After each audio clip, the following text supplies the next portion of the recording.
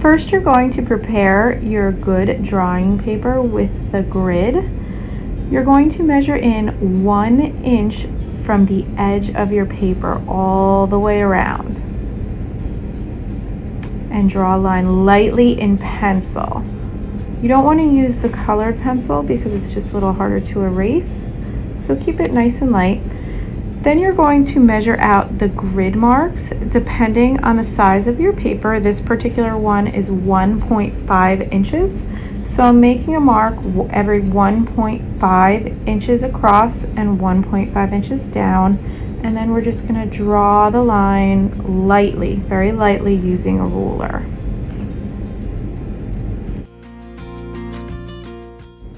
Once your grid is drawn, you're ready to begin finding the spot where you'd like to begin your drawing.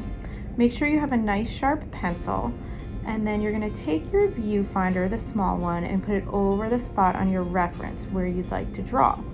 Count the boxes and make sure you have the right box. Then you're going to find that box with your viewfinder on your good paper. It may take a few minutes to find the right spot. And you can kind of start sketching out. You can use either the white colored pencil if you're feeling pretty confident, or you can go with the pencil. You don't need to use your viewfinder for every spot. You'll periodically take it away when an area is a little bit more simple. In this particular start of the drawing, I'm using just white colored pencil on black paper. You can do your entire drawing like this if you would like, or if you want to get fancy and add bits of color, you can do that too. You can print the reference out in color and exaggerate some of the soft colors that you see after you've done the majority of it in white colored pencil, or you can continue the entire drawing in this fashion. Both give a fabulous result.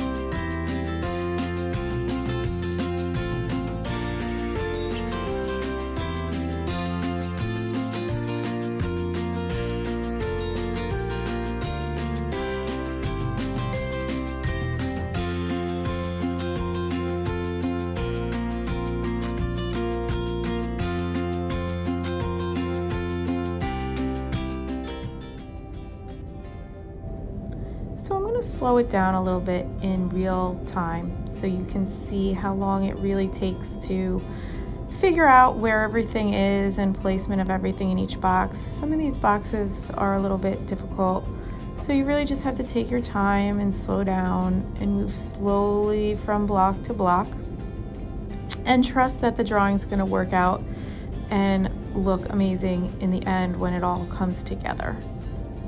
So nice and slow.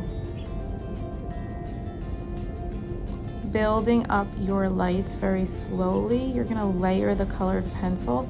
You don't want to go too bright too quick, because then the wax from the colored pencil builds up and it's very hard to get rid of the sketchy lines. So to get a nice smooth effect, you block it out, map out where your shapes are, and then when you're confident, layer a colored pencil very softly, and then another layer and another layer until it's nice and bright.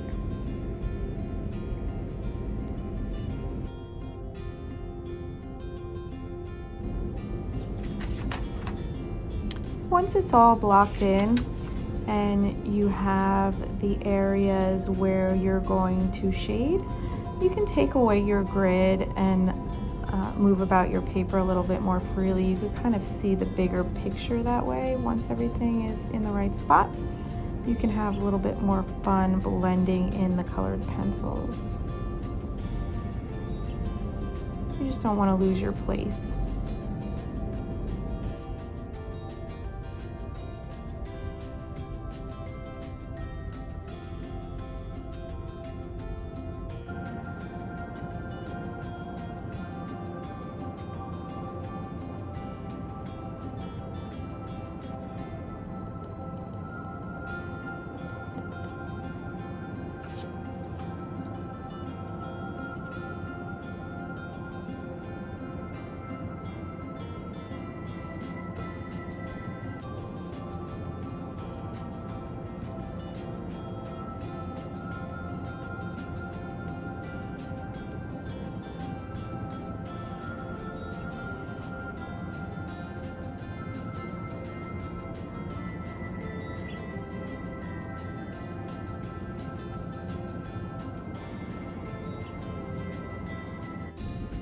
Now I'm going to start adding a little bit of color to the drawing. This part is totally optional. Your drawing will look beautiful whether you add the color or you don't, so it's really more of a personal preference and depends on how comfortable you are working in color or working with the colored pencils.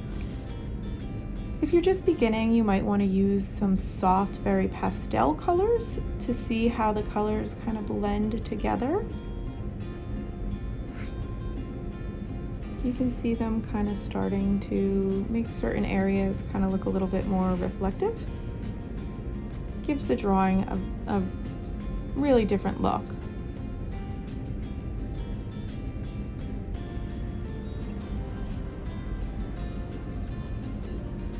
You can see close up the little bits of blues and yellows, tiny bits of light purple blended in with the white, very softly. So I'll speed it up here a little bit for time's sake, but you can see now towards the end is where you have a little bit more freedom with your detail and adding color and kind of making the drawing a little bit more your own. Remember to keep the pencil super sharp. Sharpen it pretty frequently. And really just have fun with it.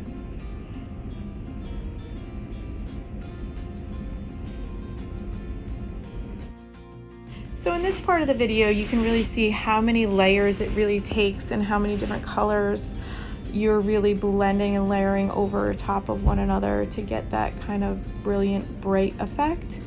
So if time is an issue, you may want to stick with the black and white.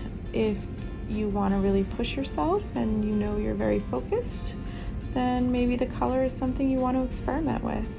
But here you can just really see the layering and how many different layers it takes.